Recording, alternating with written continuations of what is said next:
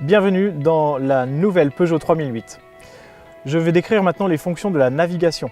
La navigation se présente tout d'abord par un panneau principal ici. Je suis en ville, navigation 3D, et j'ai accès directement par ce panneau principal déjà à quelques fonctions. Tout d'abord, une fonction de zoom ou de dézoom. Je peux donc reculer ou avancer par l'intermédiaire de ces boutons, mais aussi en pinçant ou en écartant les doigts, je peux zoomer ou dézoomer. Toujours au niveau du zoom, si je veux aller plus loin en arrière, cette vue ne me permet pas de reculer le plus possible. Il faut alors que j'utilise ce bouton-là qui permet de changer de vue et de passer en carte à plat avec deux orientations. Orientation nord tout d'abord, comme celle-ci. En appuyant à nouveau sur ce bouton, j'ai une orientation véhicule avec une carte à plat. Et à nouveau, la carte à plat, je peux utiliser le pincer, le geste de pincer, pour ainsi dézoomer ou encore une fois utiliser les push tactiles ici. Voilà pour la fonction de zoom de navigation. J'ai aussi accès direct par ce menu, par le rappel de la dernière consigne de navigation. Vous avez vu que là, elle m'a parlé pendant que je conduis. Si je n'ai pas bien entendu la consigne, je peux appuyer ici, sur ce bouton, pour que la navigation me rappelle ma dernière consigne de navigation. On a accès aussi dans ce menu d'accès direct à des fonctions de configuration rapide.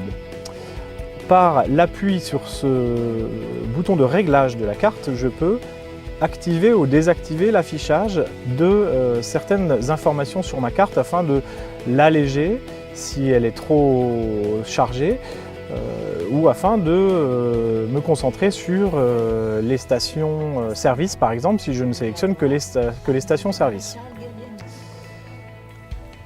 Cette fonction d'accès rapide aussi me permet d'accéder aux points d'intérêt, POI sur carte. Si je cherche par exemple un POI sur la carte, j'appuie ici et j'accède à la liste des POI pour activer, désactiver leur affichage sur la carte. Il s'agit bien donc d'un menu de réglage de la carte. Si je veux par exemple afficher ou ne plus afficher les stations-service, j'y ai accès ici. Si je veux afficher un centre commercial par exemple, je choisis par catégorie. J'active le centre commercial et ça va me rajouter les centres commerciaux sur ma carte graphique. Nous pouvons accéder aussi donc au menu secondaire, notamment pour saisir une destination.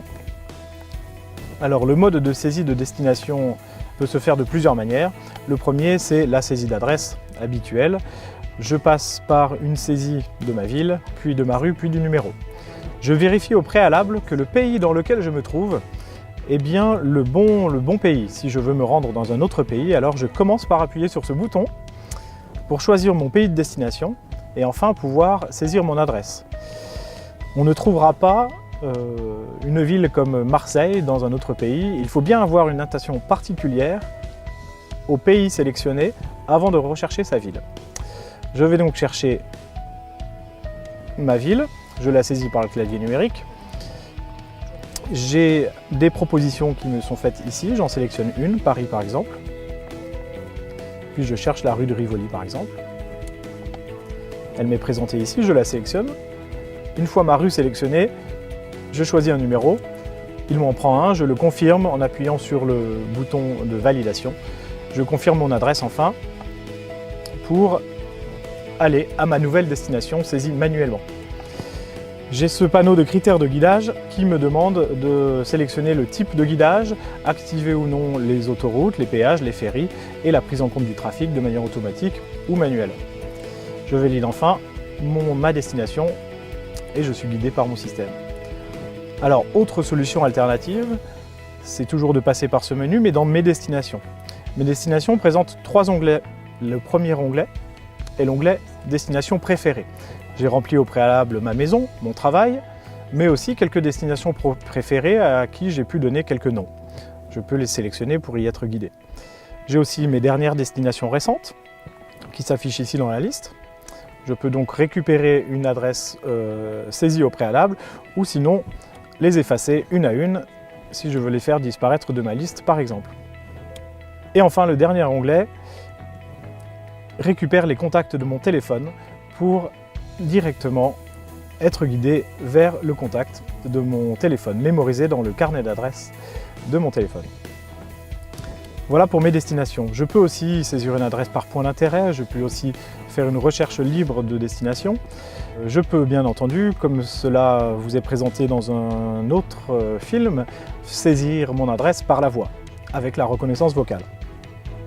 Ce panneau d'options nous permet aussi d'accéder à certains réglages de navigation que je vous laisserai découvrir selon les différents onglets. Si je veux bénéficier de ma vue en 3 dimensions, je me mets en vue perspective ici et je sélectionne le zoom automatique symbolisé par cette loupe avec un A à l'intérieur. Ce zoom me permet de me rapprocher de mes consignes de guidage et de faire apparaître les bâtiments sur le parcours quand la ville est couverte par ces bâtiments 3D. À l'approche de ma destination, un bouton apparaît si je l'ai réglé au préalable dans les options. Ce bouton me permet d'accéder à ma destination à pied si je me gare à distance de ma destination. La navigation me permet de savoir que ma destination est à 600 mètres et 8 minutes de marche pour atteindre cette destination. Un dernier mode de saisie d'adresse peut être fait à l'aide de déplacer carte. Le déplacer carte est atteignable en appuyant sur la carte. Je peux me mettre en carte à plat pour avoir une visualisation plus simple et ainsi dézoomer pour aller saisir une destination aux alentours, par exemple à Versailles. J'ai donc appuyé sur la cartographie et à l'aide de ce bouton, aller directement être guidé vers cette destination. Je remplace ma destination et je suis guidé directement sans avoir saisi d'adresse. Il est parfois difficile de trouver un point d'intérêt autour de soi. Pour cela, on peut aller dans la cartographie et maintenir un appui ici. Le système va donc chercher les points d'intérêt autour de l'endroit où j'ai laissé le doigt appuyé. Je peux alors après en choisir un et le saisir comme une destination. Ici par exemple, le palais de justice, une station de bus du palais de justice. Et je remplace ma destination. Je peux aussi vouloir rechercher une station d'essence à proximité. Je vais donc dans le menu Consulter carte. Je sélectionne l'onglet Station d'essence. Une fois l'onglet Station d'essence sélectionné, je peux voir mes stations d'essence et y accéder directement par un simple clic. Voilà pour les fonctions de navigation. Je vous laisserai découvrir d'autres fonctions plus évoluées dans votre nouvelle Peugeot 3008.